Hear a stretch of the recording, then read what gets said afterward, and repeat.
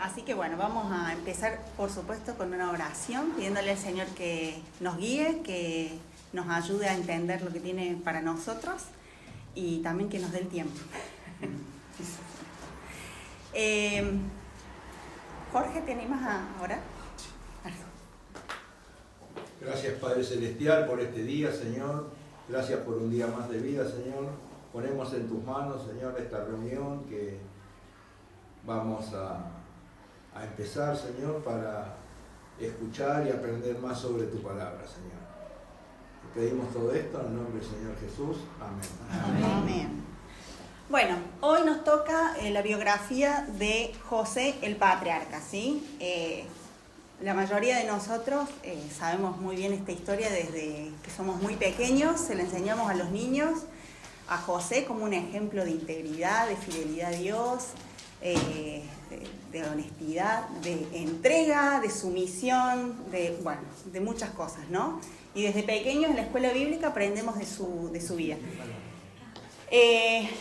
En la Biblia, la historia de José está narrada desde el capítulo 30, que lo menciona su nacimiento en el versículo 22, y luego empieza a desarrollar toda su historia propiamente dicha desde el capítulo 37 al 50. Claramente no los vamos a poder leer a todos, pero aprovechando que es una historia que más o menos todos conocemos, vamos a ir mencionando algunos versículos claves para ir desarrollando y vamos a desarrollar entre todos un poquito, ¿sí? la historia de José, que todos la sabemos, al dato que alguno quiera aportar, detalle o que cosa que le vaya llamando la atención, ¿sí? Lo primero que a mí me gustaría mencionar es un poquito la historia familiar. No me quiero ir mucho con esto, pero sí me parece importante que veamos un poco cuál era su entorno, ¿sí? José era bisnieto de quién? ¿De quién era bisnieto? De Abraham, ¿sí? Era bisnieto de Abraham y era el hijo número 11 de Jacob, ¿sí? ¿Qué particularidad tenía? Vamos a hablar unos segunditos de Jacob y de su paternidad. ¿Cómo había sido Jacob como padre? ¿Sí? Yo les voy a pedir que busquen Génesis 31 del 1 al 3. Perdón, Génesis 33 dije, ¿no? 33 del 1 al 3. Vamos a leer estos versículos donde más o menos nos cuenta un poco cuál era el contexto de la familiar de José. A ver, ¿alguien que lo lea? 33:1. 33, 1 al 3. Alzando Jacob sus ojos, miró, y aquí venía Esaú, y los 400 hombres con él. Entonces repartió él los niños entre Lea y Raquel y las dos siervas, y puso las siervas y sus niños delante, luego a Lea y sus niños, y a Raquel y a José los últimos. Y él pasó delante de ellos y se inclinó a tierra 7 veces, hasta llegó a su hermano. Pero Esaú, hasta ahí. Ahí, contexto, Jacob iba a encontrarse con su hermano, que la última vez que se habían visto, Esaú estaba súper enojado y le había jurado muerte, ¿no? Que cuando lo volviera a ver lo iba a matar, le había jurado. Entonces se iban a volver a encontrar y si leemos bien en los versículos anteriores, Jacob estaba con muchísimo miedo de lo que Esaú fuera a hacer, porque Esaú era bravo, ¿no? Sabemos que era como rudo, podemos decir. Entonces, cuando encima uno de los siervos le dice que Esaú venía con un montón de gente, dijo, aquí me va a matar. Y a mí lo que me llamó muchísimo la atención es el orden en que Jacob acomoda a la familia, ¿no? Ahí vemos a quién cuidaba más y a quién menos. Jacob tenía 2 esposas que eran hermanas y 2 concubinas que eran siervas de ambas esposas, ¿no? Entonces, para no meternos tanto en la historia anterior, vemos el orden de preferencia en el que había acomodado a la gente para encontrarse con su hermano, ¿no?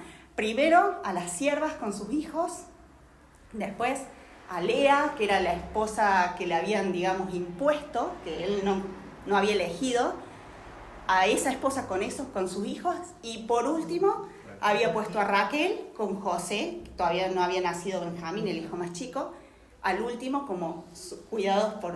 Hola, Caridad, no te... cuidado. Vemos el orden de preferencia y cómo ya este tipo de cosas seguramente condicionaban a la familia, ¿no?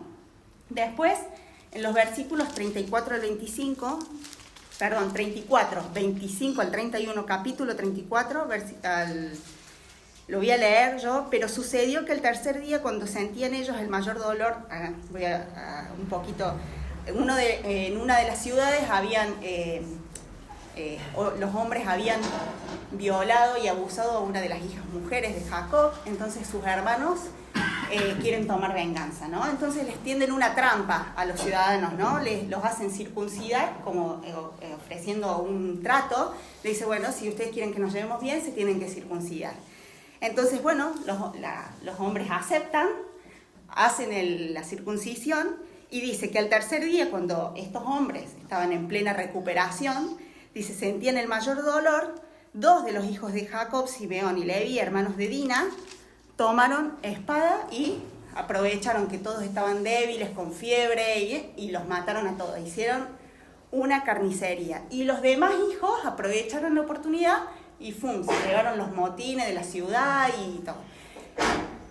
Entonces, ¿qué pasa con Jacob? Se enoja con sus hijos y les dicen, ustedes me han arruinado, les dice a los hijos. Ustedes me han arruinado la reputación. Ahora donde yo vaya me van a querer matar, ¿sí?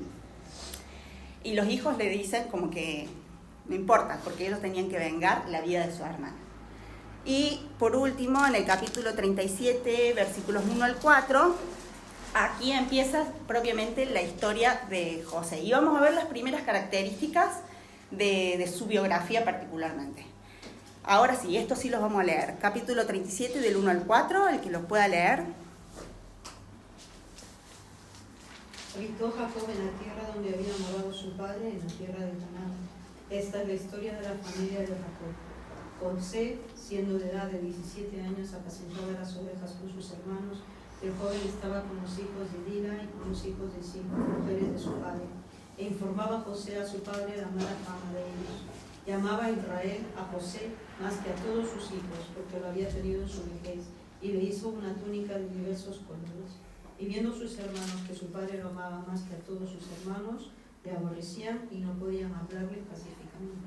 Bueno, aquí tenemos otra característica de la paternidad de Jacob, o Israel, como lo menciona en esta parte, es la preferencia que tiene sobre José, ¿no? ¿Y por qué? Bueno, porque era el primer hijo que había tenido con la esposa que él realmente amaba, ¿no? Con la que él había elegido.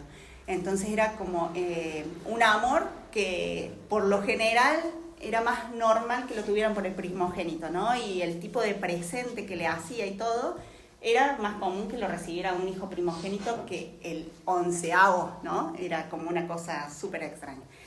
Bueno, ese es el entorno o el entorno familiar que yo quería marcar de José, ¿no? Un padre que no tenía control sobre los hijos, que tenía miedo y los mandaba al frente a los demás, cuidaba lo que él quería y nada más. Había un entorno familiar un poquito tenso, ¿no? No debe haber sido nada fácil. Había bastantes diferencias y eran muy marcadas y poco disimuladas. Ese era el entorno en el que había crecido José. En el capítulo 37, que como digo, empezamos la biografía propiamente de él, José nos cuenta que José tenía 17 años, que apacentaba las ovejas, o sea, acompañaba a sus hermanos a pastorear ovejas, y miren los hermanos que iban con él. Eran los hijos de las 2 siervas, ¿no? Los hermanos con menos categoría, por decirlo de alguna forma, eran los que apacentaban ovejas. Pero él iba con ellos. Pero ¿cuál era la misión de José? ¿Qué dice él? De ver cómo se portaban. Ver cómo eso. Vigilarlos. Y venir y contarle al padre, ¿cómo es que dice Luca? ¿Cómo dicen acá cuando acusan? Chivar. Hoy chivé a un compañero, me dice así. Le digo, ¿cómo es? Sí, lo puse, dice, porque, bueno, eso, los chivaba. ¿Era un chivador, sería? Chivato. Un chivato, era un chivato, bueno, eso. Ya tenía, en un alcahuete, tenía ese rol también. Vemos el perfil de la personalidad de él, ¿no? También era el favorito y también un poco tenía esa misión y la cumplía. Le gustaba un poco. Podemos ver que volvía con toda la data para su padre, ¿no? ¿Qué otro dato nos da acá? Que era el favorito de su padre. Ese es el versículo clave acá, que su padre le da una túnica de colores.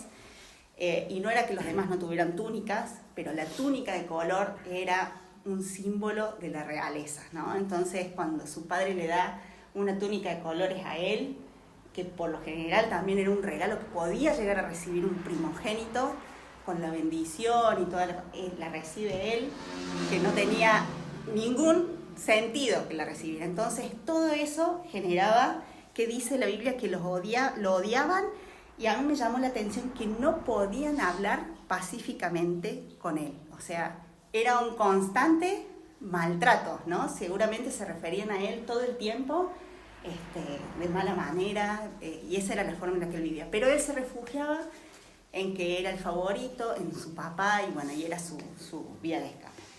Bueno, acá empieza que tiene 2 sueños, José, ¿no? Los contamos rápido. El primer sueño, a ver si alguien se anima para que yo no hable tanto yo. El primer sueño que tiene José... Las espigas. Sueña con manojos de espigas. Manojos de espigas. ¿Y qué pasa con las espigas? Hay un manojo que es de él y un manojo de cada uno de los hermanos. Y se inclinaban al manojo de él. Bien, él sueña que las espigas de los hermanos se inclinan ante la de él. Y después tiene un segundo sueño, nos vamos con este.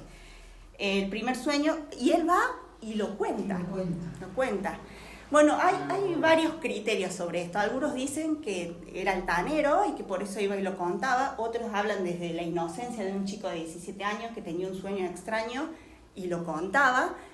La Biblia no nos dice si era bueno o malo que le hiciera esto. Entonces nos remitimos a lo que dice la Biblia. Él iba y lo contaba, ¿sí? Cuenta el sueño y acá, en el versículo 8, le responden sus hermanos: ¿reinarás tú sobre nosotros o señorearás sobre nosotros? Y le aborrecieron aún más. O sea, si ya estaba complicado, se complica más, aún más a causa de sus sueños. A mí lo que me llama la atención de este versículo es que aquí la interpretación la hacen ellos mismos, a la del sueño, ¿sí? No fue José el que les dijo, esto significa tal cosa, que más adelante sí lo hace, ¿no? Fueron los propios hermanos los que le dicen, ¿esto significa tal cosa? ¿Significa que vos vas a señorear sobre nosotros? Luego tiene un segundo sueño, y es parecido, pero con otros elementos, ¿no? ¿Qué sueña? Que el sol y la luna y 11 estrellas, no las estrellas, 11 estrellas, o sea, 11 hermanos, se inclinan ante él, ¿sí? Y entonces ahí es donde él se lo cuenta a la familia y quien lo reprende es su papá y le dice, pero ¿qué acaso tu madre y yo? Y hablando de tu madre, no habla de su madre biológica porque ya había fallecido, Raquel había muerto en el parto de su hijo más chico, Benjamín, ¿sí? Entonces, cuando se refiere a su madre, se refiere a Lea, ¿no? Sí, a Lea, siempre las cruzo. A Lea. Entonces, su padre dice que meditaba en esto. Los hermanos acrecentaba la envidia, pero su padre meditaba en esto. Y ahí Marcos me dijo el otro día, ¿a quién te hace recordar? Marcos, mi hermano, no me acuerdo porque hablé con los dos. ¿A quién les hace recordar esto? Que meditaba en su corazón sobre esto. María. A María, sí, ¿no? También meditaba en su corazón sobre las cosas que pasaban. Bueno, seguimos. Su papá lo manda a buscar a sus hermanos, ¿sí? A donde estaban pastoreando ovejas, y bueno, parece que se habían alejado un poco más de donde estaban normalmente, los encuentra a través de una persona que lo guía, y cuando lo ven que venía, sus hermanos aprovechan y empiezan a conspirar contra él, ¿no? Versículo 18, vamos a ir. Cuando ellos lo vieron de lejos, antes de que llegara cerca de ellos, conspiraron con él para matarle, directamente. No era que ya lo vamos a molestar un poco, le vamos a dar una lección, nada, vamos a matarlo. Y dijeron uno al otro, aquí viene el soñador. Ya le habían puesto el título del soñador, ¿no? Era un tono de burla. Bien. Y entonces ahí planean matarle, pero el hermano mayor, Rubén, que era el primogénito, tiene un poquito de cordura, interviene y les dice, no lo matemos, lo dejemos aquí en una cisterna y que muera de hambre. Digamos que tú, pero ¿qué dato nos da la Biblia? Que la intención de él era que cuando los hermanos no se dieran cuenta, devolverlo a su padre. Entonces, si no, pensaríamos que es peor porque lo iba a matar torturándolo de hambre, pero bueno, la Biblia nos dice que su intención era devolverlo a su padre. Bueno, aceptan, lo meten en la cisterna y Rubén se va, ¿no? Cuando se va Rubén, justo pasa una caravana de mercaderes que iban hacia Egipto y los hermanos dicen, aprovechemos la oportunidad y lo vendemos como esclavo y de paso nos sacamos un dinero. Entonces hacen eso, negocian, hacen un trato y lo venden por 20 monedas de plata, ¿sí? Así, ese es el precio que consiguen. Lo entregan y allá fue José con los mercaderes, que el final del capítulo 37 nos dice, y los madianitas lo vendieron a Egipto, a Potifar, que era oficial del faraón. Ahí nos da el dato preciso de a dónde terminó en esa parte. Era el capitán de la guardia de faraón, o sea, una persona importante. Bueno, después está el capítulo 38, que lo saltamos, no porque no sea importante, pero como nos vamos a enfocar en la vida de José, después vamos a ver qué tiene de importante en esto, pero no lo vamos a ver ahora. El capítulo 39 ya nos enfoca en José en Egipto, trabajando a pleno, ¿no? Y vemos cómo le dan un lugar, a ver que no me esté olvidando de nada. Lo venden, bueno, y vamos al capítulo 39. Llevado pues José a Egipto, Potifar, oficial del faraón, capitán de la guardia, varón egipcio, lo compró de los ismaelitas que lo habían llevado allá. Mas Jehová, y este es uno de los versículos más claves que tenemos que tener en cuenta, estaba con José, y fue varón próspero, y estaba en la casa de su amo el egipcio. Y vio su amo que Jehová estaba con él. No solo que Jehová estaba con él, sino que su amo veía que Jehová estaba con él. A mí me encanta esto cuando la Biblia dice que los demás ven a Dios en las personas, ¿no? En este caso en José. Era notable, era destacable que Jehová estaba con él. Y no era porque estuviera viviendo la vida, estaba esclavo, ¿sí? Pero aún así, a pesar de las circunstancias, la presencia de Dios en su vida era evidente. Y halló José gracia en los ojos de su amo y le servía. Y él le hizo mayordomo de su casa y entregó en su poder todo lo que tenía, ¿sí? Bueno, y acá sabemos qué pasó. A ver, alguien que cuente qué pasó para que yo no hable tanto. ¿Qué pasó en la casa de Potifar? Creo que él descubrió que a Potifar lo estaban estafando. No va por ahí el problema que tuvo. Tuvo otro problema. La mujer de Potifar, que le quería seducir. La mujer de Potifar lo seduce y le insiste en repetidas ocasiones que durmiera con ella, ¿no? Y él se negaba. Y le dice, no hay otro, José le dice, no hay otro mayor en esta casa y ninguna cosa se me ha reservado. O sea, es como que ahora decir, todo lo administro, puedo abrir la heladera tranquilo y comer lo que quiera. O sea, todo, la nevera, perdón. No hay otro mayor en esta casa y ninguna cosa se me ha reservado, sino a ti, le dijo, por cuanto tú eres su mujer. ¿Cómo pues haría yo este grande mal y pecaría contra Potifar? No, contra Dios. Era lo que a él le importaba.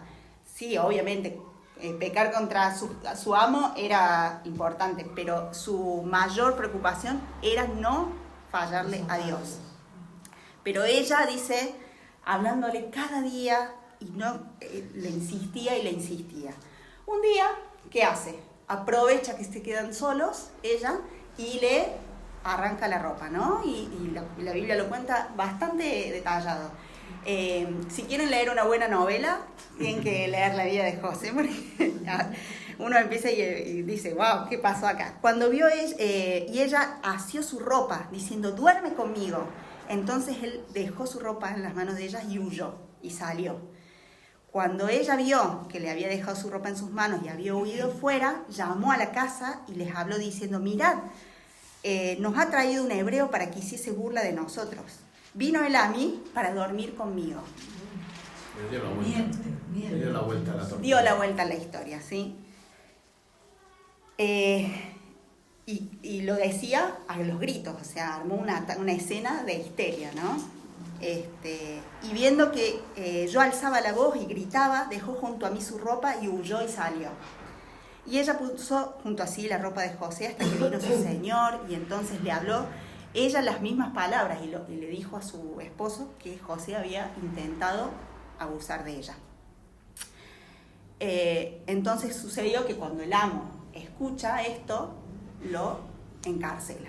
Ahora, la acusación injusta por la que muchas veces también nosotros hemos pasado, ¿no? Que nos acusen injustamente de algo. Lo encarcelaron. Pero un detalle a tener en cuenta es que José, ante una falta como esa, debería haber sido o colgado o decapitado. Y sin embargo, solo fue encarcelado, ¿sí? Ahí vemos cómo la mano de Dios lo protegía.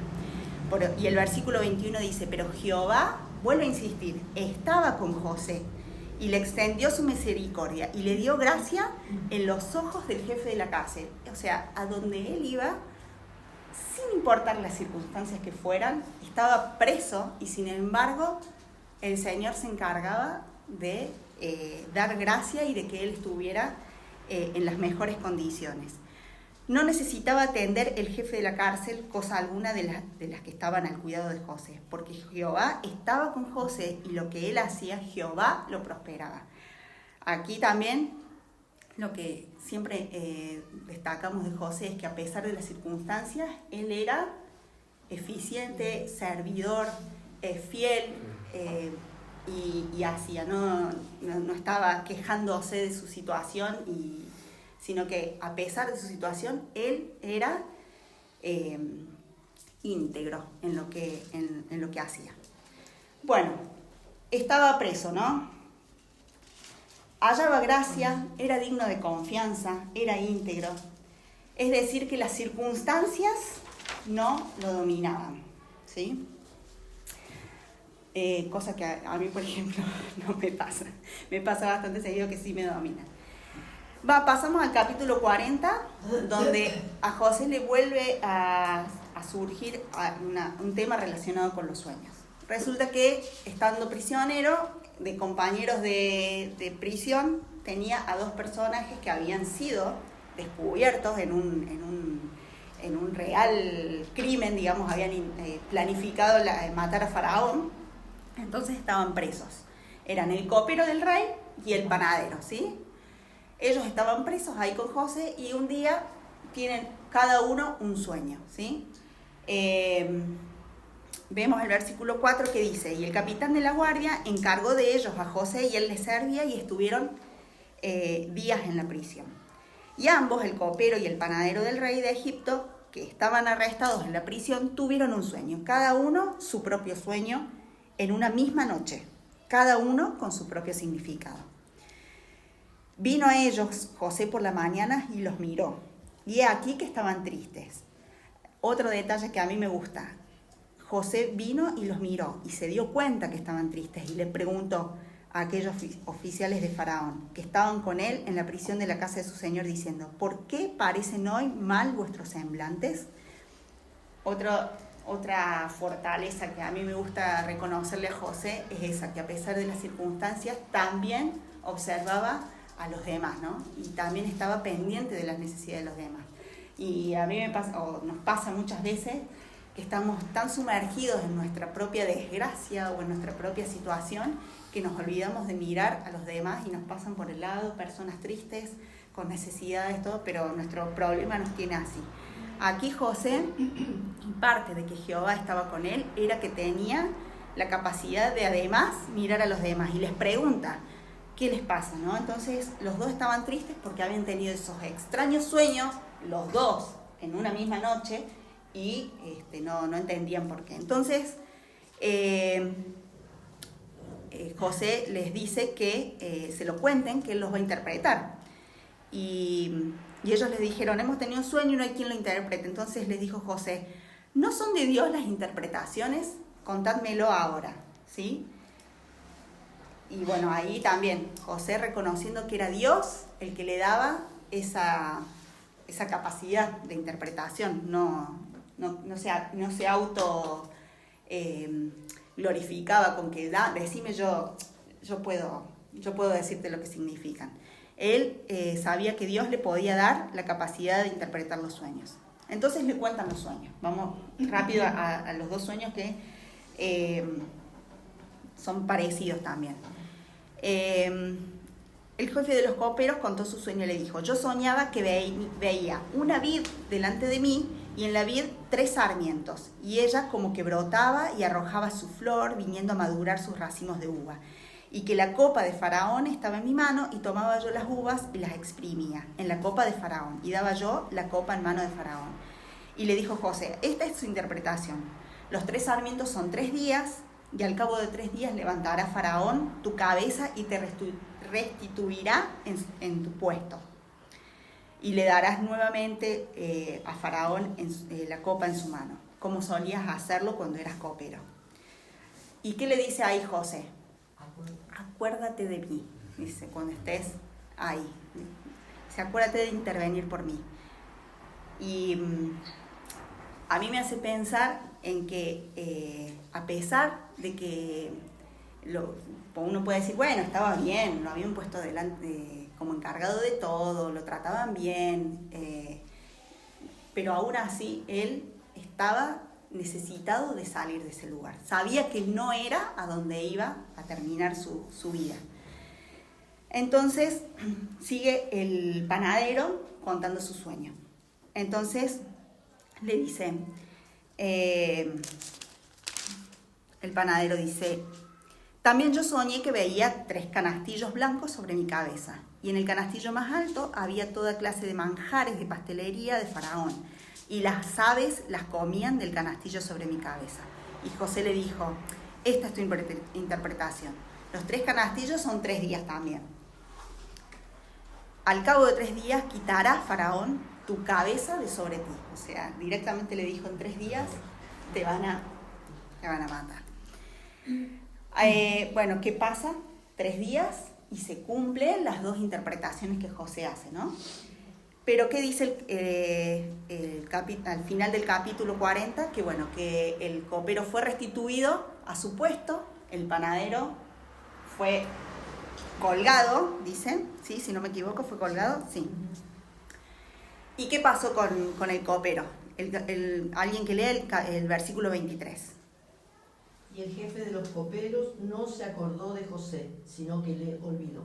La indiferencia, ¿no? La indiferencia. Se olvidó de la necesidad del otro, ¿no?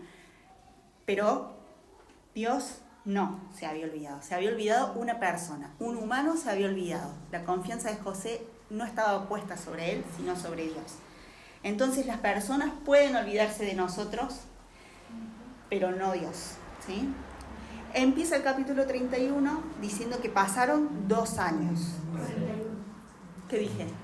31. Es que no quiero reconocer que tengo 41 años ya. Pero bueno, ya. Entonces me quito 10 años yo y le quito 10 años. Aconteció que pasados 2 años tuvo Faraón un sueño. Aquí los intérpretes no saben decir si fueron 2 años desde que el copero fue restituido o 2 años desde que José entró a la cárcel. Así que, o puede ser más o menos, pero bueno, fueron 2 años. ¿Y quién tiene un sueño? El faraón. Me vi mis apuntes para las cosas que yo me anoto.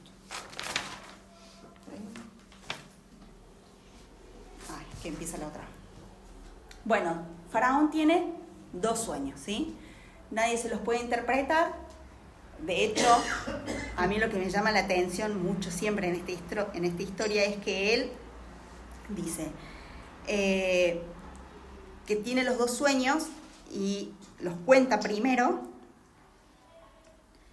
y que y que nadie de su entorno sabía qué significaban, ¿no? Entonces, ¿cuáles fueron los sueños? El sueño número 1, que sueña 7 vacas gordas que suben al río y estaban pastando, y que de atrás aparecen 7 delgadas y flacas y feas, y que estas flacas y feas se devoran a las gordas, ¿no? Y luego lo mismo, pero con espigas gordas y frondosas y hermosas en una sola caña, que son devoradas por otras 7 que son flaquitas y deshilachaditas y feas, ¿no? Entonces está preocupado porque no sabe qué significan, ¿no? Entonces ahí, ¿quién se acuerda de Daniel? Iba a decir, porque estoy pensando en Daniel, que también. En José, el copero, dice, yo me acuerdo de un chico que cuando yo estaba encarcelado, estaba conmigo y me había interpretado un sueño. Dice, de hecho, lo que me interpretó se cumplió. Dice, entonces, bueno, y lo mandan a llamar. Entonces, viene y interpreta el sueño de Faraón. Vamos a ir porque, bueno, aquí empieza todo a contarle los sueños, los repite. Entonces, en el versículo 25, responde José a Faraón. El sueño de Faraón es uno mismo, le dice, aunque sean 2, tienen un mismo significado. Y Dios ha mostrado a Faraón lo que va a hacer. Las 7 vacas hermosas son 7 años de prosperidad, y las 7 vacas flacas son 7 años de pobreza que van a venir tras esos. Y lo mismo se repite con las espigas, 7 años de prosperidad y abundancia contra 7 años que vienen luego a devorar estos 7 años. Entonces, José, muy inteligente y muy lleno del Señor, le aconseja y mete su consejo ahí. Aparte de la interpretación, le da un consejo a Faraón y le dice, yo le sugiero que se aprovisione de toda la comida que puedan durante estos años de abundancia, y le hace Marcos, que le encanta hacer planeamiento y todas las cosas, le hace todo un plan estratégico para poder, yo porque él me hace los planes estratégicos, después no los cumplo, pero... Pase lo que quiera. Claro. Le propone todo un plan estratégico de administración. Entonces Faraón se queda choqueado, ¿no? con esto. Pero lo que más me sorprende es en el versículo 30, a partir del versículo 37, dice, el asunto, o sea, toda la sugerencia de José, le pareció bien a Faraón y a sus siervos. ¿Y qué pasa en el versículo 38?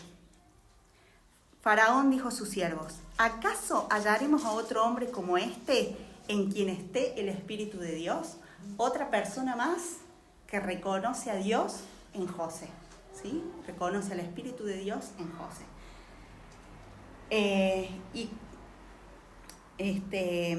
¿Cómo puede ser que Faraón, siendo el supremo de los egipcios, que tenían un desprecio, ¿no?, por los hebreos, haya tomado una decisión de este tipo para poner a José en el mando de todas las cosas? Porque vemos que ahora lo pone a José a cargo de todo. Le dice, estoy yo y después tú. O sea, el segundo al mando de todo. Solamente por encima de José estaba Faraón. Lo pone a cargo de todo. ¿Cómo puede ser que una persona tome este tipo de decisiones? Yo quiero que leamos Proverbios 21:1 y otro que lea Éxodo 7:3.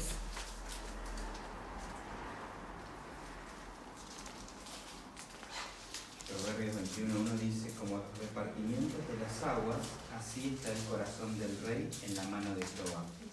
A todo lo que quiere, lo inclina. A todo lo que quiere, Jehová inclina. ¿En la mano de quién está el corazón? De Dios.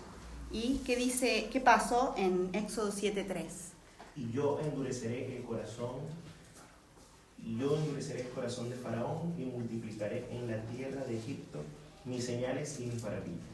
Bien, acá vemos a Dios diciéndole a Moisés que él va a endurecer el corazón de Faraón. Y aquí, ¿qué hace? Dios. Todo lo contrario. Lo contrario. O sea, vemos que la soberanía de Dios y el control de Dios está más allá de lo que nosotros nos podemos imaginar, ¿no? Aquí el plan y el propósito de Dios se iban a cumplir porque Dios es Dios y el corazón de Faraón también, a pesar de que no era un seguidor, que no creía en Dios ni le adoraba, estaba también en manos de él. El propósito de Dios se cumple. Dios está en control, ¿sí? Bien. A ver, y vemos que acá dice, y era en el versículo 46, era José de edad de 30 años cuando fue presentado delante de Faraón, rey de Egipto. Era súper joven. Y salió José de delante de Faraón y recorrió toda la tierra de Egipto. ¿Cuánto? Había pasado ya 13 años desde que sus hermanos lo habían vendido, ¿no? Porque nos dice que tenía 17 años cuando su padre lo manda a buscar a sus hermanos y aquí tiene 30 años. O sea que ya hacía 13 años que venía esta vueltas de su vida, ¿no? Bien. Vamos al... Bueno, versículos 47 al 52, que no los vamos a leer, habla de aquellos 7 años de abundancia que Dios había prometido, donde la tierra producía de todo y se cumple el proyecto administrativo, por llamarlo de alguna manera, de José, ¿no? Y recogen trigo, se almacena, que hoy es una actividad sumamente normal en el campo, los silos, bueno, no sé cómo le llaman acá en Argentina, sí, los silos o las bolsas silo, que son esos chorizos largos que se almacena el grano. Eso hoy es algo normal, en este momento era una novedad, ¿sí? Entonces se cumple el plan administrativo o de aprovisionamiento que José había planteado. Entonces vienen los 7 años de abundancia y en esos 7 años José se casa y tiene 2 hijos, ¿sí? Del versículo 54 al 57 comienzan los años de hambruna, empieza a escasear la comida y así vemos cómo se cumple lo que José había planteado en sus sueños. Vamos a ir acelerando porque ya me queda poco tiempo y la historia es muy larga. Bueno, volvemos a la familia de José, a los hermanos y al padre. ¿Qué pasa con ellos? Empiezan a tener hambre porque en su tierra no había comida. Entonces cuando empiezan a tener hambre escuchan, porque aunque no había televisión ni noticias, se escuchaba que en Egipto habían tenido un administrador que había hecho las cosas muy bien y que tenían comida para vender y proveer a todo. Entonces el padre los manda a los hermanos y les dice, suban a Egipto a buscar comida. Entonces, bueno, suben los hermanos a Egipto, viajan y cuando llegan a pedir comida, ¿quién los reconoce? José. Se da cuenta que son sus hermanos. Y la Biblia dice que viajan 10 de los hermanos, que el más pequeño, Benjamín, se queda con el padre y que viajan los otros 10. ¿Y cuál fue el primer trato que tiene José con sus hermanos? Lo vemos en el capítulo 42. 7. Les habló ásperamente. Ásperamente, o sea, en el momento tuvo su momento de rabia, podemos decir, pero aún así les habla ásperamente, pero también con un propósito, ¿no? Les habla áspero y ¿qué hace? Los acusa de espías. Le dice, ustedes acá vienen a espiar qué es lo que cómo estamos administrando y haciendo todo. Se desesperan los hermanos porque estaban aterrados, porque los estaban acusando en un país extranjero de un delito. los que somos extranjeros sabemos lo difícil que puede llegar a ser eso en una situación así, ¿no? O los que alguna vez han viajado a otro país, que te pase algo legal en otro país es bastante complicado. Entonces estaban desesperados, ¿no? Pero cuando ellos llegaron, ¿qué fue lo primero que hacen ante José? Y se cumple, se inclinan ante José, sin saber que era José, ¿no? Ellos todavía no se habían dado cuenta que José era José. Y se cumple, empieza el primer cumplimiento de los sueños de José con sus hermanos. Entonces ellos, en el versículo 42, es toda una defensa que hacen y le empiezan, como nosotros en Argentina decimos, a llorar la carta, o a rogar y a explicarles quiénes son, que somos hijos de una persona, de un varón que es temeroso de Dios y que está muy anciano y que nosotros, y bueno, y toda la cosa. Entonces José les dice que bueno, que para saber si era verdad lo que decían, se iban a quedar presos todos y uno iba a ir a buscar al hermano menor, porque lo que José quería era ver a su hermano menor, ¿no? Dice el versículo 16 del capítulo 42. Enviad a uno de vosotros y traigo vuestro hermano, y vosotros quedad presos. Y vuestras palabras serán probadas si hay verdad en vosotros, y si no, vive Faraón, que sois espías. Como si no lo hacen es porque realmente son unos espías. Entonces los puso en la cárcel juntos por 3 días. Al tercer día les dijo José, haced esto y vivid, porque yo temo a Dios. Ahí les da una primer pista, no les dice quién es, pero les está diciendo, yo temo a Dios, les está mostrando que tiene algo en común con ellos, que un egipcio no tenía, un egipcio el único que temía era a Faraón, y nadie más porque era la divinidad suprema. Yo temo a Dios, si sois hombres honrados, quede preso en la casa de vuestra cárcel uno de vuestros hermanos, y vosotros id y llevad el alimento para el hambre de vuestra casa. Claro, José estaba preocupado por su padre, que sabía que ya no tenía alimento. Entonces los libera y les dice que uno de ellos se va a quedar, ¿no?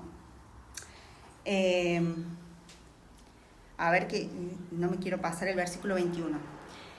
Pero traeréis a vuestro hermano menor y serán verificadas vuestras palabras, y no moriréis. Y ellos lo hicieron así. Y acá en el versículo 21 dicen, se decían el uno al otro, verdaderamente, y este es para mí uno de los versículos clave, hemos pecado contra nuestro hermano. Pues están hablando de José, ¿sí? Aunque no sabían que él era José, estaban recordando lo que habían hecho contra José, contra nuestro hermano, pues vimos la angustia de su alma cuando nos rogaba y no le escuchamos. Por eso ha venido sobre nosotros esta angustia. ¿Habían pasado cuántos años?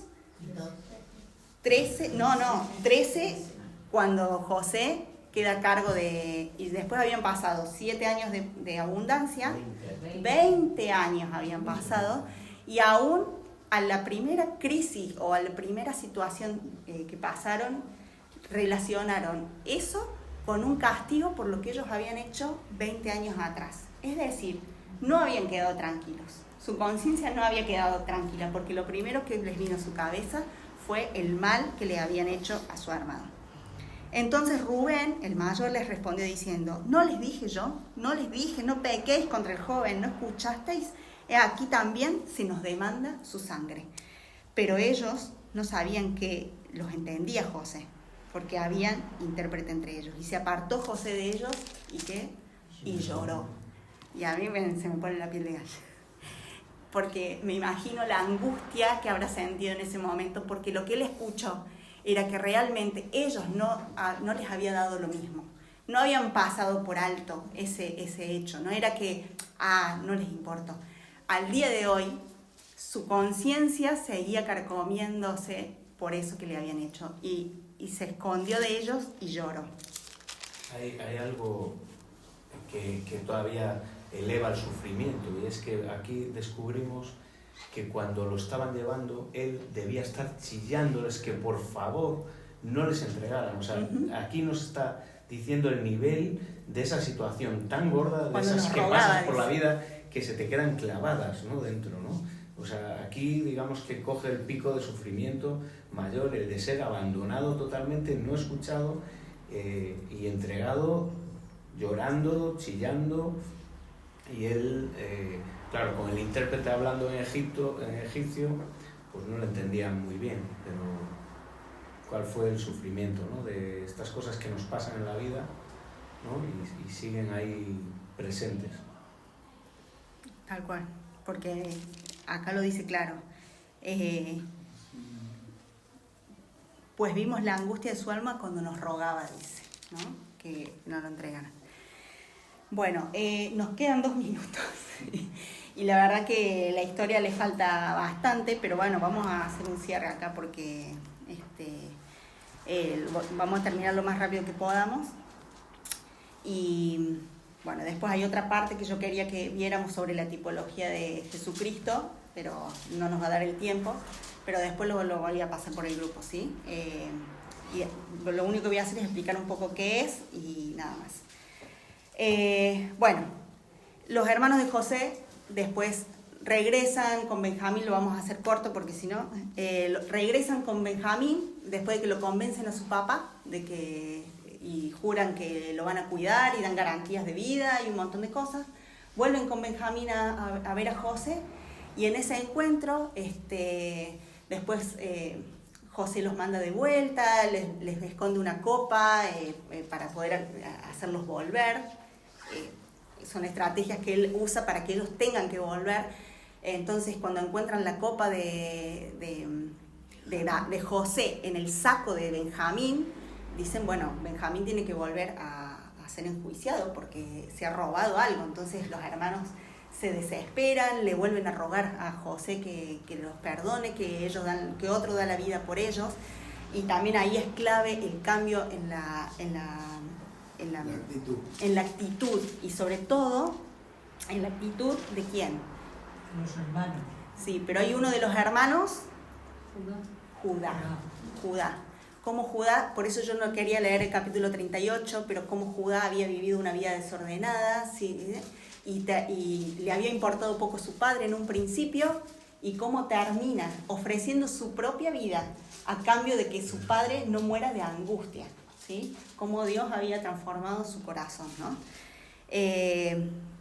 Bueno, regresan y ahí es cuando José se da a conocer, y es lo que quiero que por lo menos leamos, cuando José se da a conocer a sus hermanos. 45, capítulo 45, vamos a saltar. Y les dijo José a sus hermanos, versículo 3, yo soy José, ¿vive aún mi padre? Y sus hermanos no pudieron responderle porque estaban turbados delante de él. Entonces dijo José a sus hermanos, acercaos ahora a mí. Y ellos se acercaron y él dijo, yo soy José, vuestro hermano, el que vendiste y es para Egipto. Ahora pues, no os entristezcáis, ni os pese haberme vendido acá, porque para preservación de vida me envió Dios delante de vosotros. Pues ya ha habido 2 años de hambre en medio de la tierra y aún quedan 5 en los cuales ni habrá arada ni siega. Y Dios me envió delante de vosotros para preservaros posteridad sobre la tierra y para daros vida por medio de gran liberación. Así pues, no me enviasteis acá vosotros, sino Dios, que me ha puesto por padre de Faraón y por señor de toda su casa y por gobernador en toda la tierra de Egipto. Bueno, y para terminar, porque nos falta bastante, la hemos cortado, pero a mí me gustaría que reflexionáramos sobre el perdón de José a sus hermanos, pero me gusta mucho pensar en la visión que José tenía sobre las circunstancias que había vivido. Y José había entendido que él estaba ahí por propósito de Dios y que además de todo no se trataba de él. No era que el propósito de Dios había sido que él fuera alguien importante. Él no dice, no se preocupen que yo acá la estoy pasando bien, tengo mucho dinero. No. Él se dio cuenta que el propósito de Dios era para preservar, dice, para preservaros y daros, para preservaros posteridad, ¿sí? Y para salvar vidas. Y me gusta la visión que él tiene sobre el propósito de Dios, ¿no? Que no se trata de él, ni el propósito de Dios se trata de nosotros, ni de que estamos en un lugar para que Dios cumpla cosas para nosotros o no, o haga cosas lindas para nosotros. Somos parte de un propósito global de Dios, grande, general, y somos todos una pequeña parte. Y así lo entendía José, y por eso José pudo perdonar a sus hermanos, porque entendía que Dios había usado la maldad a su favor, pero a su favor no para solamente bendecirlo a él. La bendición que él recibió de estar en un lugar importante es una cosa, un extra, pero el propósito de Dios era para salvación de vida. Y es lo que a mí me gustaría que nos lleváramos de la vida de José. La visión que tenemos sobre las circunstancias, que no son circunstancias para que nosotros, aprendamos cosas, para que mejoremos, porque Dios me va a bendecir después, o porque va a hacer justicia por mí cuando fui acusado, cuando fui maltratado. Tenemos un propósito en el plan general de Dios, pero no es para nosotros, es para el propósito de Dios, para salvación de vida. Y hoy nosotros también estamos aquí después de muchas cosas, y a mí me gusta cuando dice el versículo que dice: quizás para esto me envió Dios, ¿no? Para el versículo 5. Ahora pues no os entristezcáis ni os pese haberme venido acá, porque para preservación de vida me envió Dios delante de vosotros. Y me gustaría que como iglesia nos preguntáramos para qué nos envió Dios a este lugar, ¿no? A esta zona, a este barrio, y por qué nos ha reunido aquí. Que vamos a recibir bendiciones personales y vamos a estar seguramente, así Dios lo quiera, pero que hay un propósito mayor que nos excede y que no tiene que ver solamente con nosotros, también lo tenemos que entender, que el Señor tiene un propósito mayor. Y aquí cierro porque si no, lo que sí después les voy a mandar algo sobre lo que es la tipología bíblica, ¿sí? Lo voy a dejar, ya no me dio el tiempo, era muy largo.